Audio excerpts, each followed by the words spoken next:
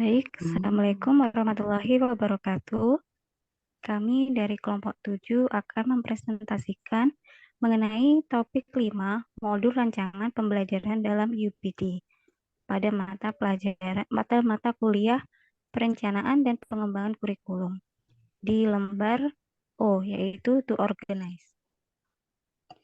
Perkenalkan, dari kelompok kami ada Alfiana Aprilia, Anugrah Oktandi Aji, dan Rizal Umami.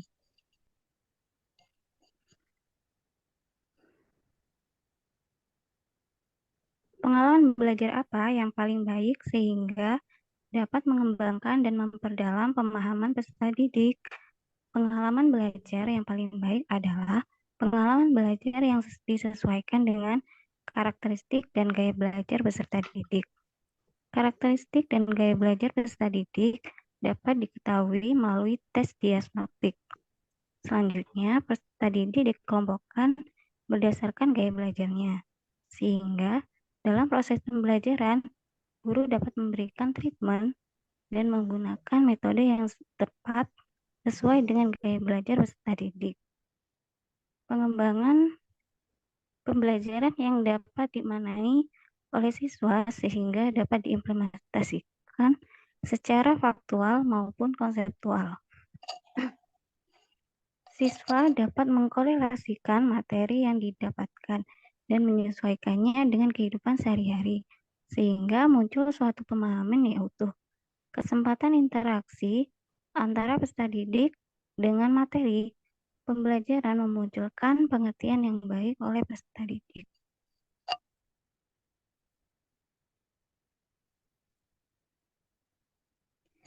Guru dapat memberikan konten yang menarik seperti penambahan video terkait materi yang sedang dipelajari, sehingga peserta didik merasa bersemangat selama berlangsungnya pembelajaran.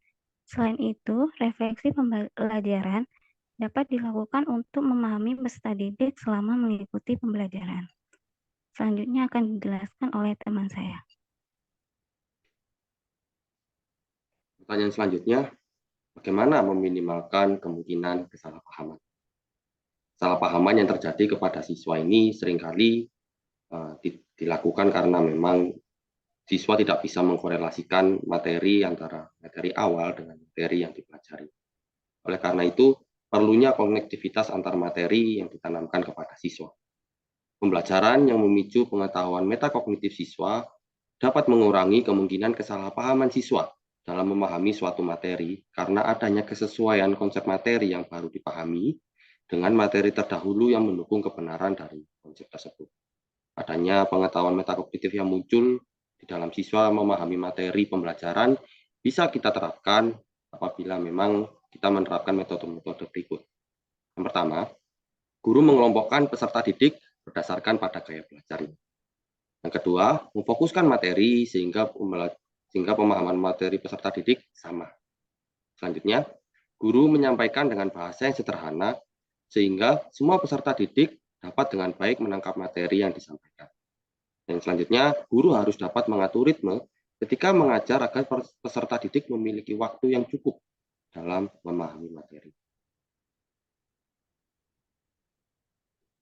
Untuk mengatur dan mengurutkan pembelajaran agar dapat memaksimalkan keterlibatan dan efektivitas, maka guru harus membuat rancangan pembelajaran backward design UPD menggunakan teori where to. Teori where to ini bertujuan untuk bisa memberikan navigasi bagi guru untuk melihat sejauh mana materi yang akan diterapkan kepada siswa ini bisa terimplikasi dengan baik dan bisa menjadi acuan guru untuk menentukan langkah-langkah yang diterapkan di dalam pembelajaran. Yang kedua, mempersiapkan kondisi ruang kelas yang nyaman bagi peserta. Ini juga perlu menjadi perhatian guru untuk melihat apakah memang dalam lingkungan kelas ini sudah menimbulkan lingkungan kelas yang berpusat pada ekosistem pembelajaran atau tidak. Selanjutnya, guru sebagai pengelola kelas merupakan orang yang memiliki peranan yang strategis dalam mengatur dan menentukan pembelajaran. Hal ini dapat dilakukan dengan beberapa tindakan, seperti melakukan komunikasi dua arah antara guru dengan peserta didik dan menggunakan metode pembelajaran ini. Hal ini semata-mata dilakukan agar guru dapat memunculkan suatu pembelajaran yang berpusat kepada peserta didik. Untuk selanjutnya dilanjutkan oleh rekan saya.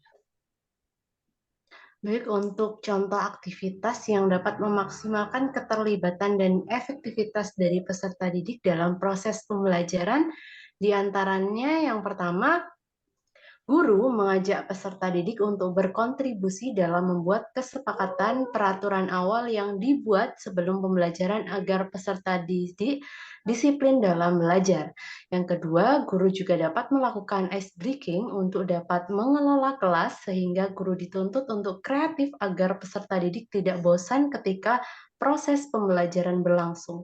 Dan yang ketiga, kegiatan pelajaran yang dapat dilakukan berupa group discussion dan games berkelompok yang memberikan kesempatan kepada peserta didik untuk berpendapat secara kritis sehingga nantinya akan memunculkan feedback dalam pembelajaran.